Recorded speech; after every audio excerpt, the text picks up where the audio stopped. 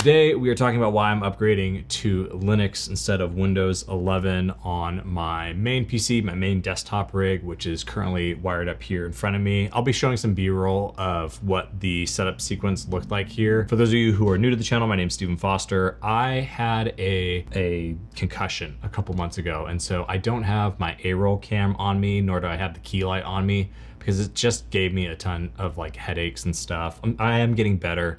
Probably have the A-roll cam back up in the next month or two. And I've tried to do A-roll stuff in the last few months, but it ends up leaving me with just like a headache for a couple days, and it makes it really hard to do anything. And as some of you know, I just had my second kid. So now I am a parent of two kids, a son and a daughter. And so I kind of need to be on my A game. I can't be sacrificing days of my life for a 20-minute YouTube video as much as I want to for you guys, but my kids and my wife need me too. So this is what we do. This is what works for right now. Like I said, this is the top-down cam.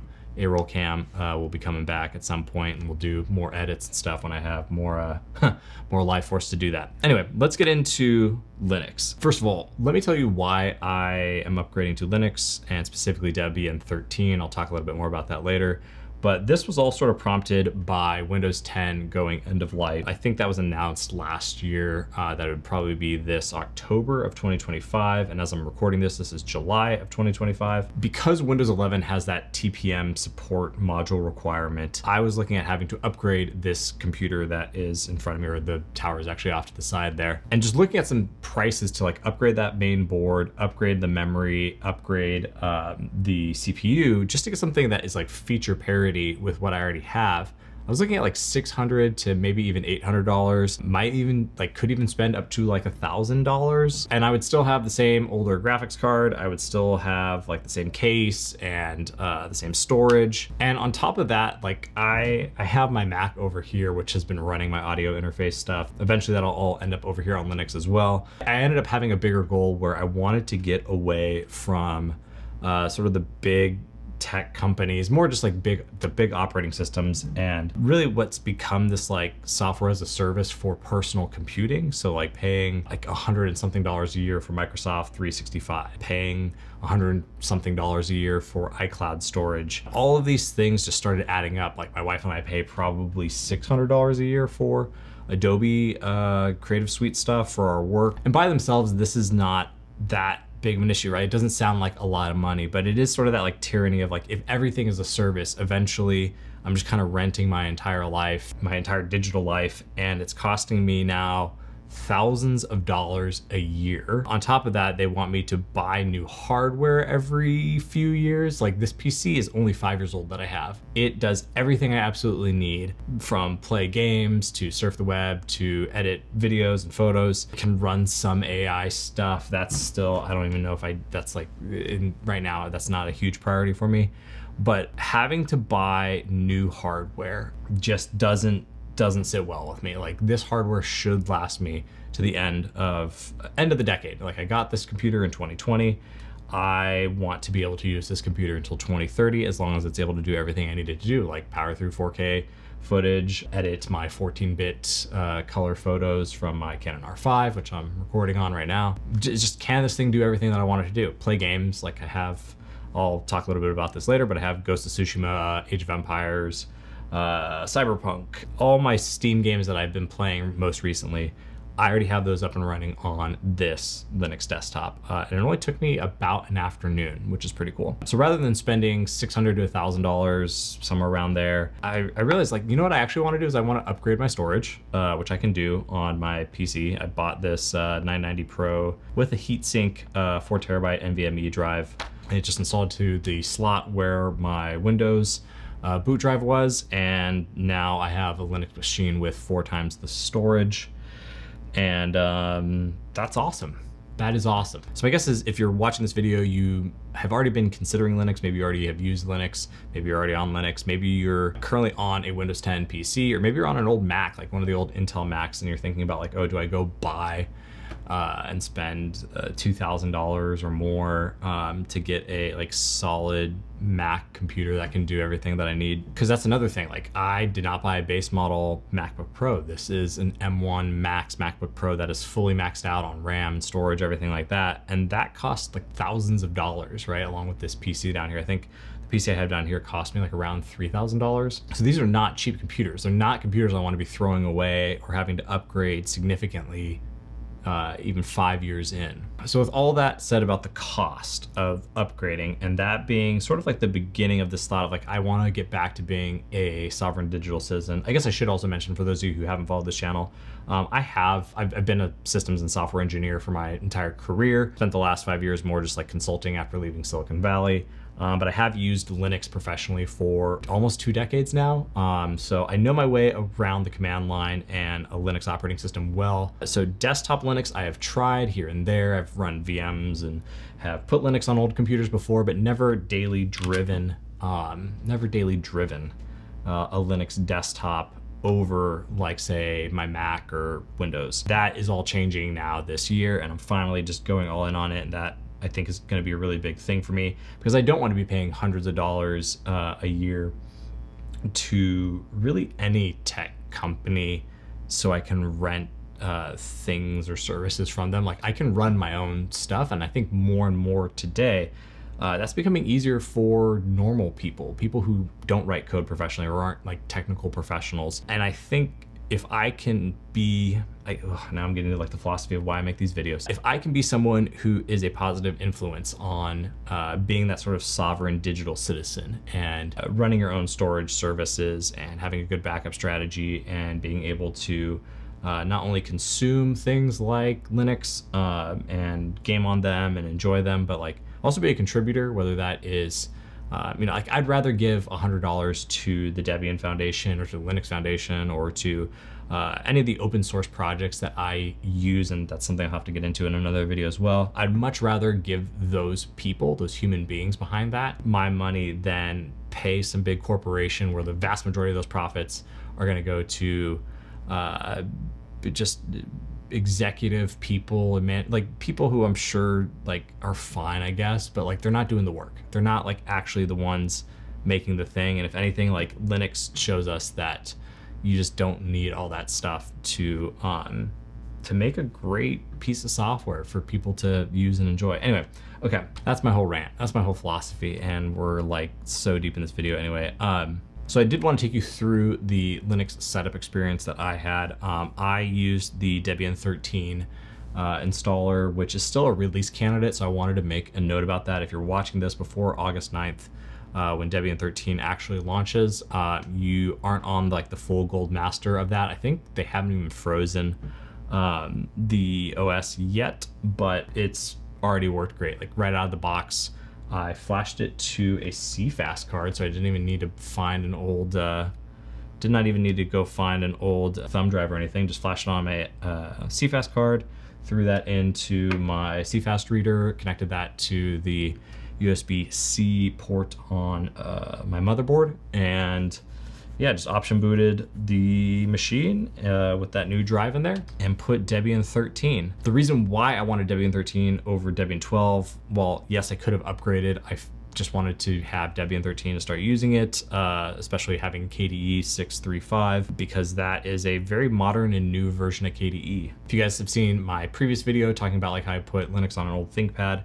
this was the same thing that I did on that ThinkPad. So I wanted to try out KDE 6.5, see how it felt on Debian 13, see if I could do like daily tasks on there, like writing and just like basic internet browsing and all the stuff that I would kind of want to do that's not like heavier lifting stuff that I would need like a graphics card for, things like video editing or gaming, all that stuff. I was kind of waiting to just see like, could Debian 13 and KDE 3.5 or 6.35 do the basic stuff. I was absolutely impressed with that, as some of you guys saw in that video, and then I decided to go full send and put that on my main machine now. I will say this, my computer down here does have an Nvidia 2080 Ti in it. So a slightly older graphics card, but was at one point a top of the line or one of the top of the line graphics cards for that generation. Still does everything that I wanted to do fine. I wouldn't mind upgrading if I could get an actual MSRP on a newer graphics card, but at the same time, this graphics card does everything fine for me. And as long as you have like a 40 series or older card, I found the just like built-in drivers for Debian 13 that come with the Linux kernel and this whole operating system, like those drivers are absolutely good enough to get you up and running. And then I was able to install the Nvidia drivers with the only caveat that I just had to force X11 for my window manager and for all my sessions here, which was easy enough on Debian. It's just like a little drop down and the system just now does that, which is great. This has been the easiest like Linux setup experience I've ever had, just ever. It's been really good. That's part of the reason why I wanted to make these videos, because I want to see like, is everyone else having this kind of experience? I've been pleasantly surprised with how quickly I can get up and running with something like this, like just a modern desktop windowing server, even on a graphics card that's apparently supposed to be, at least in the past, was like more of a headache to get going. This leads me, I guess, to maybe like the final thing, and then I'll talk about like some other stuff like video editing and things like trying to find alternatives for different apps on like Mac OS and Windows. But I know there's like a few different camps of people of like, oh, I want to install Linux and I don't know what distro to choose. Maybe it's Arch or Fedora. Maybe it's Bazzite, Pop OS. Maybe it's like just waiting for SteamOS because the primary thing you do is gaming. And so I just wanted to address those three separate, I guess, like pillars and get at like why I chose Debian. First of all, like in the Arch Fedora realm, I feel like both of those are solid distros. If you use any of those distros and you feel comfortable with them, great.